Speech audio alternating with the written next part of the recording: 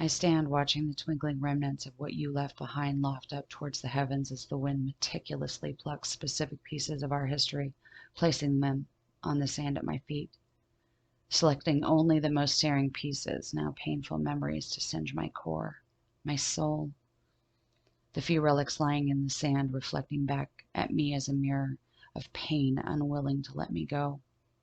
I watched the shoebox filled with what few scraps of you that remained at the apartment aflame in the rocky fire pit I created in the sand. I was told this would be cleansing, relieve my heart of the burdens carried from our past. I should be able to go on, forgive you, forgive myself, just move forward and start my life anew.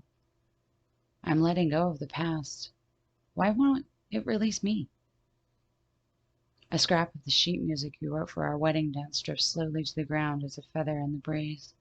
The few remaining words you had pledged your love scribbled on that page, but forever etched into my brain. Music created for a dance that will never happen. I never did figure out what made that all change. When did we change? When did that love turn away? How could you unravel all we had woven together over years, creating the foundation for our future in one night? How was she so important that all that faded away in the bat of her lashes?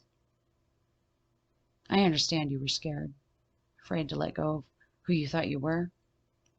Believe me, so was I. What you never realized was I was looking forward to becoming a new me, growing old with a new you. The only change that was going to happen was we would be walking into the future hand in hand, ready to take on a brand new world for us, not strangers existing side by side for a moment. I have carried this anger for far too long, mad at you for what you threw away, mad at myself for hating you so much, pledging to never allow another to touch my heart again. Just as our story, things have now changed. I'm ready to let you go, finally, for good. It took a long time to be able to find myself beneath the murky surface of the blood-red river of pure rage. However, here I am. I forgive you for breaking my heart. At the time, I never saw how that just opened a new door for me. I was blinded by angst. I was the dismissed and the devalued shell of a being you left behind. I thought what we shared was love, the one thing our hearts crave the most in this life, the need we have to feel and believe we are only desired by the one made just for us. I forgive her, for she never knew of me. She never made any promises to me, never did she whisper words of devotion, words of forever in my ear. She was a moment, an insignificant detail in a lifetime filled with so much more ahead than I realized. She was also your cross to bear, never mine. I forgive myself for encasing my heart in stone, placing it behind locked vault doors, throwing away the key so no one could ever make me feel that again. Actions meant to block out bad, while the result was denying any entrance to good. I forgive myself for allowing your moment to alter my life, for never allowing joy, avoiding precious moments, and ignoring my needs out of fear caused by actions I was never responsible for. I forgive myself for not releasing you sooner. I don't mean all that time ago you packed your bags and left as I requested. What I mean is not allowing my heart to let you drift away as these embers, whimsically floating around this pit, only to be picked up by the breeze scattering above as stars filling the sky. The shattered flaming shards of my heart that night you came home, now lifting from this earthly plane to disperse amongst what was and what may be. I can only feel myself releasing a long-held breath, finally able to breathe as I watch that moment float away. That is all I allow you. That memory of that moment in my life, that's all you were, a moment, a part of who I was. I will no longer drag you around as my excuse for who I am today. You were a moment. Today, I take that back, all of it. I take back my memories, my time, and most importantly, my heart. I deserved better then, and I deserve better today. I will have a better tomorrow, not in spite of you, but despite you. Leaning over, snatching up the few scraps left at my feet, I tossed them back into the pit, stepped forward, grabbing the last scrap of sheet music. Bittersweet. We will never dance to this. Therefore, you are not allowed to stay. So I tossed the paper in the flames and let that smile of relief grow up my face. I giggle as my cell phone chimes in my pocket and tug it free, using my other hand to make sure what's left of your remains, you remain in that pit, and poke at you with a stick. I tap the phone screen, and there is his face. My today and tomorrow. My moment that you are no part of.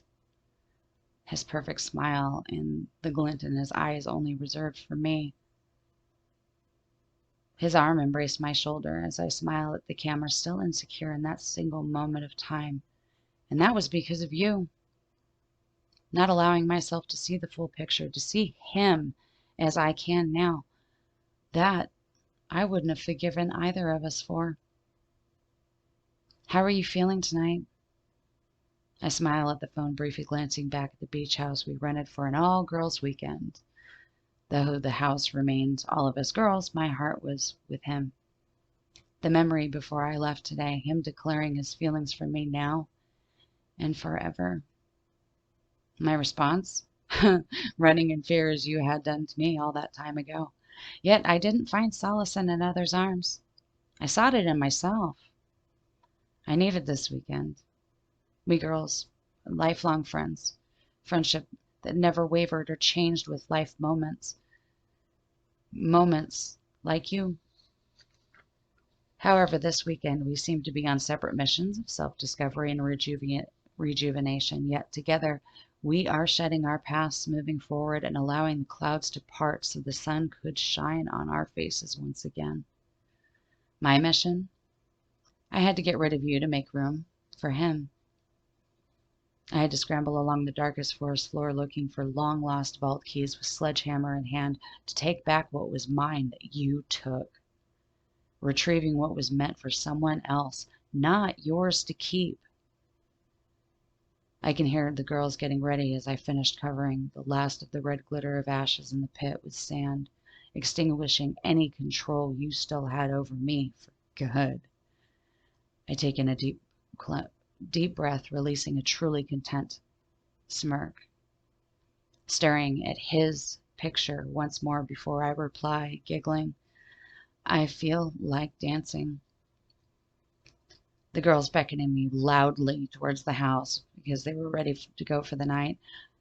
I wave and call back that I'm on my way.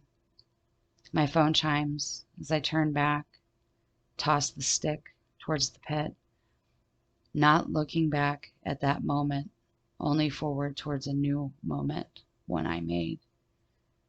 I tap the screen on my phone, reading his message as I reach the beach house. You ladies have a good time. Save a dance for me. I love you. I step up into the beach house feeling refreshed and confident, secure that I am ready to move forward with my life, holding on to no baggage of the past. You are free, and so am I.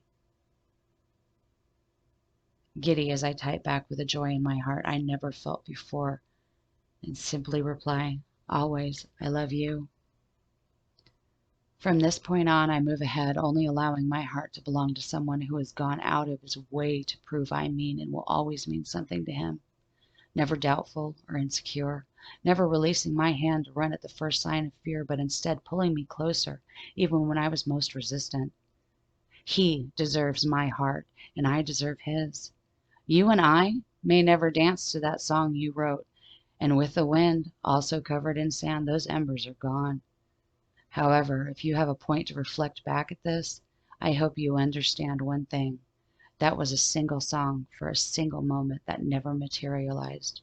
In my next moment, it will be he and I dancing to many songs all our own.